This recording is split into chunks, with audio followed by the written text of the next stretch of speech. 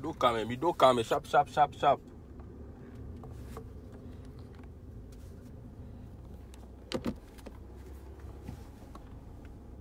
Vamos no to dede. Vamos no to dede, mi do kame. Mi do kame ma jiji o. Mi do kame.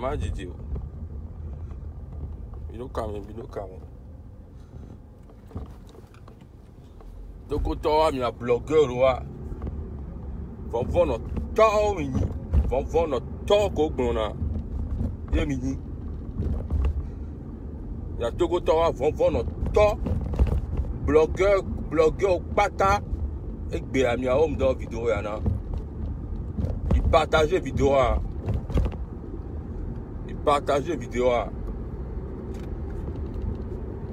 Nya kemi ni nyoji po mi hron na ro. E mi lo combat ne non. Égal.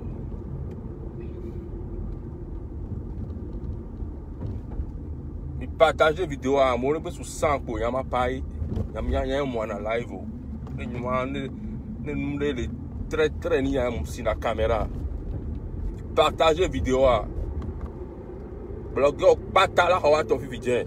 Pata mi akpata. Amoko ni Raoul me hron. Amoko ni Raoul me ennemi. Mi akpata. Panier de cam mi aso mi do igbe. Mi akpata. Bi da no panier de cam. Mi akpata bi da no panier de cam. Mi partager vidéo, mi partager. Amérique ben temps dans Facebook dit man donc cool fait blogueur togolais on tio.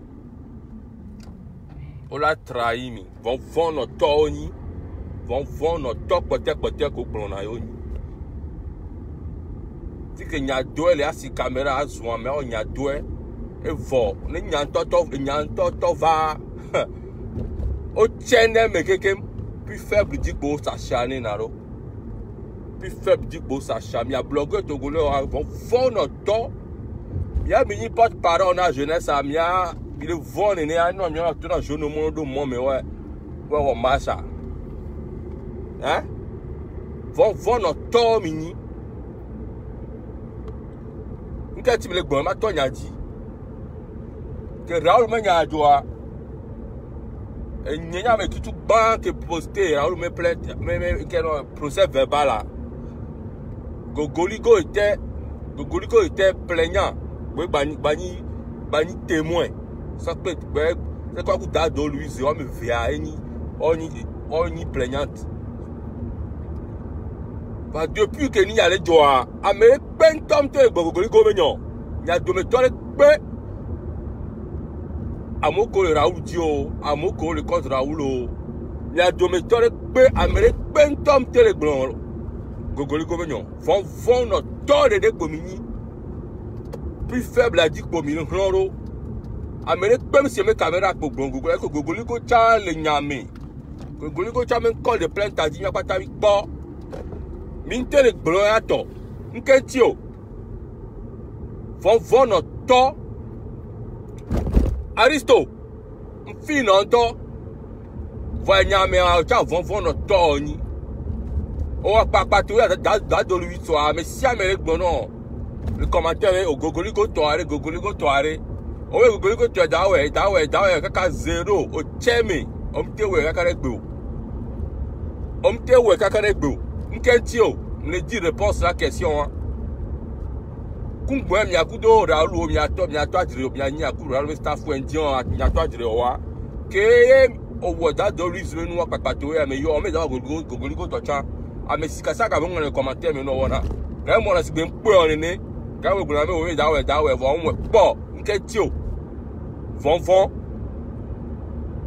no to mi ni Marie la Rose o hono na egladi me no ni clash ya me mu le oye ni kele nana benz lo oye le keke power ndo pata Raoul me nya joa ta do lui a dit pour toi ça cher on yo gbogbo be nko kire kan kenti o ta pata bi va do nyanti na fie for notre tom ni adido yo de adido yo de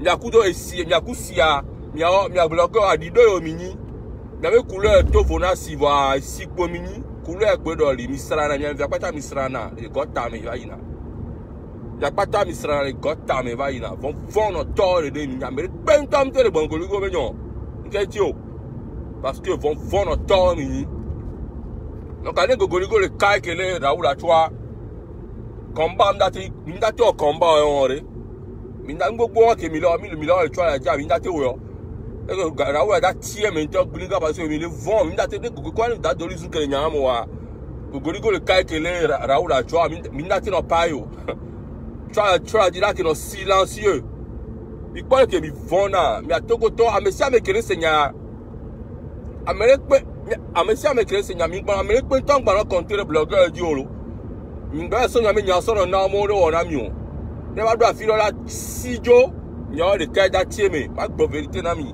von to apato ni nka me amere na ru di ubi amere de contre Raoul wa pata von to ni nya pata Franca Rodney mile wa je suis Raoul mi yo na le direct o me c'est dit krangba direct o mi ayo ko to va moko le Raoul toi mais quand même quand ko mi yo na kana gbegbe mi tere yo gogoligo to nkenti o mi va do nyawan chanti na mase mi va do nyawan ti na mase nyawan le vevere na mi do nyawan ti je suis Raoul mi wora ne pepe o mi so avocat mi onu ne ni a da do bi na me sia me mi si camera mi akeke mi dénoncer nous va mi tere gbon Raoul to nkenti o mi tere gbon gogoligo to nkenti o mi va do entinam Franca ko ne to an nkenti o mi va do nyawan ti na mase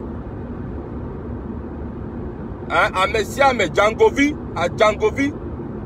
gamosia o chale me a mesia me kele ke sa chane da do adia nchan le me nchan sa chane va jan gbogogoli ko to nkenti mi ami ntele gbogogoli ko menyo mi do nyanti na mase vono to mi apata bini ne mi le se bat na nde are ne mi ha indépendance are ne Amérique pe mbale no dia tu le Facebook mo nya me gbere le Togo ware combat dura no égal mi plus faible a dit ko mi na sa chane lo amoko le lo mea c'est Melenita a to am se gome parce que on la télé tchatoufa m'se gome ne ya me le vont je comprends maté c'est toi gome vide faut bien moko le Togo a me yo di français yo ni ke allemand yo mi Togo to yo do passeport ni yo Togo o matile yo ne do lo de kele ke o matile yo tu le kele yo passeport français yo di français allemand yo ici américain yo ni nkenti mi a mi ntele gbongoli go abenyo nkenti bi ntele dénoncer a me veille porter plainte a me avec kadi ko mi dole nkenti bi ntele gbon me ve go to adido yo de mini adido yo de awo legede azuame azuno via nya wiwio asa chare le nyon vio di amoko mdon sene ko di gbominya o le ko blogger du poto cho ne wa ne le go o ne wa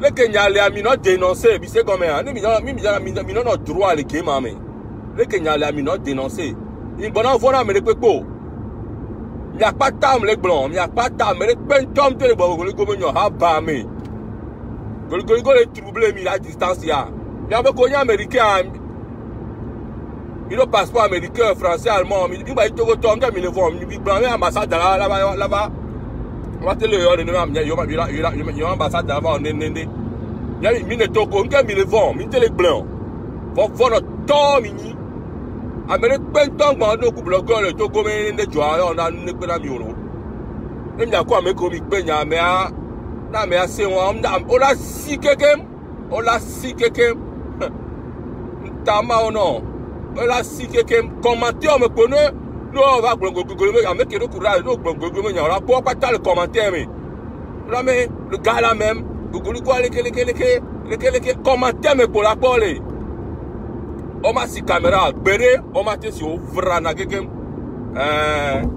von no topata mi apata mini nke amoko l'Amérique nyon no chon tof direct a jefi pepende et da ko ka lo ndo pata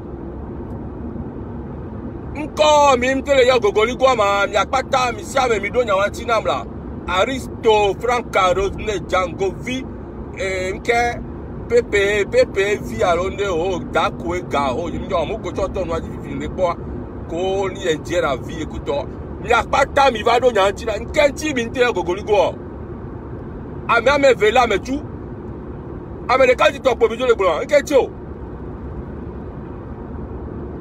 o Nyang bwana lo zuke ma nyanye mko na live menwo nyemni blogger live to nyang post mwana zuke yama to live diare ta ma ona mi ma no dano zamu mi ma dano zamu ma we na bi kakare ne ko mi to mi lo si camera me yo lo crash are di na koko na mto mi ko lo crash de pepo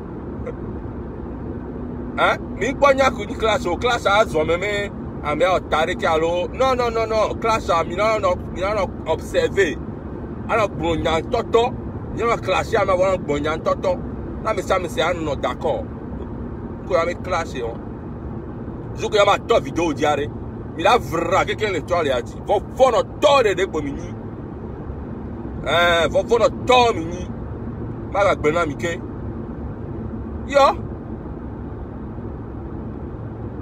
Ngbo àlejò amere pe da do wenu opo mi fo fe bible na ma bible gogole go to cha bi bible nka mi le fo yo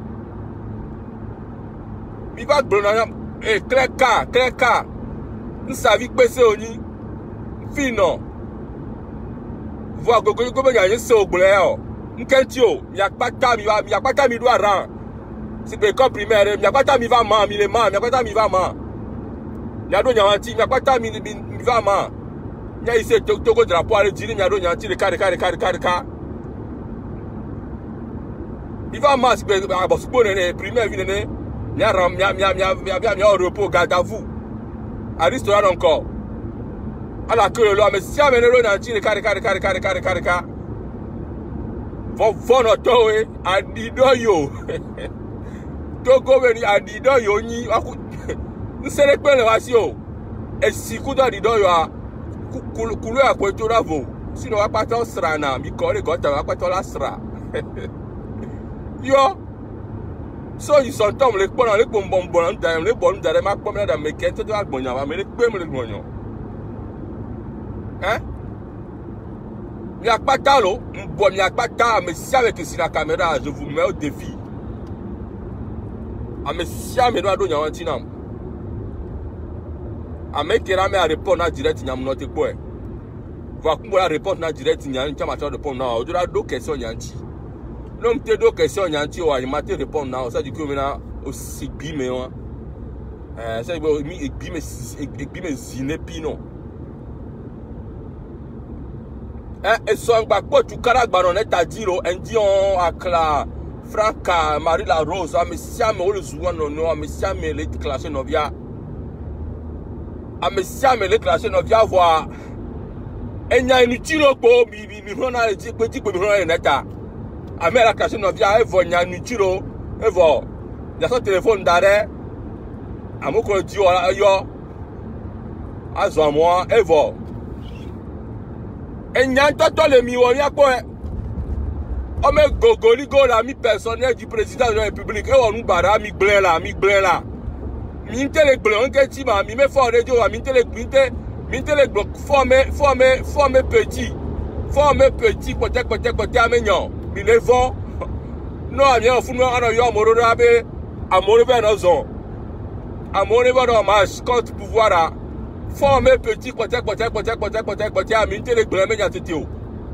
O même ya gbe me nyale men ku me choro mi le kaka America nya si camera mi agbonya a 10,000 km la cha mi tele gbo ra me o mi le lo ame cha o no mi a gbo na petit dio mo mo ma sha me ya ja nya fo jo a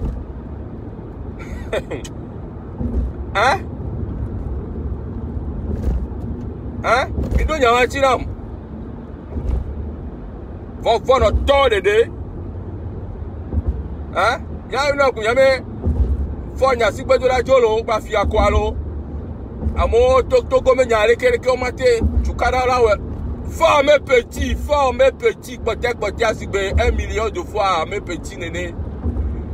Même les blâmes à distance. M'togo cha 1000 euros.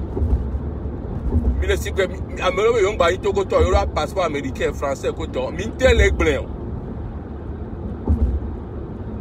Am si avec le caméra blog bin ba so mi amenya pe so na blogger pe no na mi. Ne va pas me noir les rosoirs. Et là, si Joe, on l'a si qu'ils n'ont pas de couilles. Les blogueurs togolais n'ont pas de couilles. Les blogueurs togolais n'ont pas de couilles. Il y a un bénéné. Il y a deux mecs là, si caméra. Voilà, voilà, on a yo, azomo, commentaire. Et Bonia, c'est zéro. Zéro cocorico, zéro. Même l'homme le courageux. Raoul le blanc pas dit il n'y a pas qu'on publie Gogoli comme Dieu le matin. On publie Gogoli comme Dieu le matin. Il n'a pas tant le commenter, les commentaires, mais le pompo. Voilà si caméra gbéré. Chia, faut faire le temps. Il y a homme le pas. Il y a qui la si le matin. Un midi, il y a un combat réel. Ne Facebook me buzz que toi on se répéter connaît amener par prison ko ware amoko là mais tu vois que on a taé il a dénoncé mais plus faible a dit pour Milano matin midi soir misia matin midi soir on fait mi blancha ya pata embore ju ido nya anti na il y a peu de sita bilate bon faut voir temps mini on voit notre temps mini. Il y a des coups Gogoli quoi, c'est mini, c'est vrai mini, c'est la gbemu. On peut pas voir Facebook nous il y a mis des ronds. Va que nous a joué en blé. Quand quelqu'un qui m'a le pompo. Mi bloqué un WhatsApp dit mi m'a le pompo. Nous n'a on a gbemu moi, mais on a droit. Les sommes il n'y a pas de réconciliation, il y a trop de réconciliation. Léger, rancune, man, non, il sait comme un né, on a la béméon, font notre tour. Donc, il y a tort, il y a qui la si matin, il partage les vidéos à Yuagboasi. Voilà, mais que la vidéo, il y a deux questions anti-nangoué. N'était deux questions anti-na ma mi à côté. N'était deux questions anti-na moi que moi, moi mi to me zinepi na yo. E gbenye jani. Wa me kira me atraba zuma. Mi atra we cha mi atra poli ki me na nyilwa. Ma so fion mi me na. Mle mi si caméra mi bloquer live on live on tia. Les questions, monsieur, c'est que nous la commune, nous ne pouvons pas la commune. Il n'y a pas de temps, c'est comme je dis, nous ne pouvons pas. C'est un cocorico. Et bien, Jani. Et bien, cliquez sur Jani. À Dido, Yoé.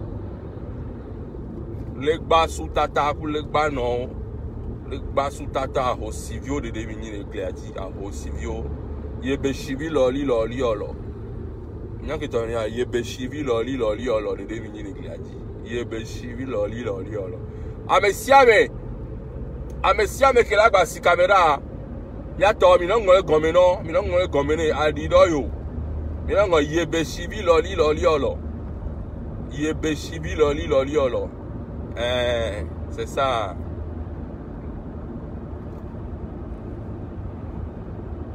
Il y a que toi. Il y a que la si elle va boire il y a un merdi du matin. Un DJ du matin, il boit ça dans ma banque qui te le gladia. Là, mais les gens quand ils ont fait pour mi ta game. Il va boire trop mais ma poêle. Et tes deux questions il y a ma y est dit moi il y a deux questions il va rendre pour On va prendre yo, c'est que le courant a un moment, il n'a qu'un domino. Donc, à bientôt, il a clé vers le mois, mais. Donc, il y a tout le monde qui est civil, il y a civil, fort quoi dans Zigadi, fort quoi dans Zigadi, Tokoto, mettez les bofos avec vie, fort mes petits 1000 ans, que les me 1000 fois. Il va bien encore. Bevo, bon bientôt. Et ils ont réussi.